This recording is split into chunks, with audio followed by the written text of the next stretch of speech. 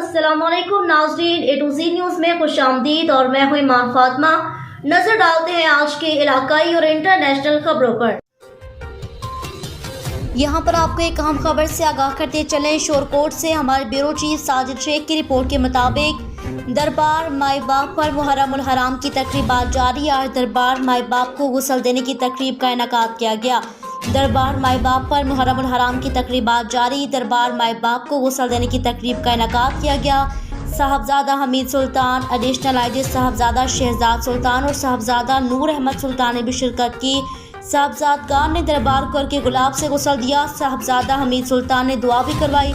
इस मौके पर साहबजादा हमीद सुल्तान का कहना है कि हज़रत बहू सुल्तान रहमतुल्लाह ने हमेशा शोहदा करबला की तालीमात पर अमल पैरा होने की तलकीन की। अल्लाह पाक पाकिस्तान की हिफाजत फरमाए।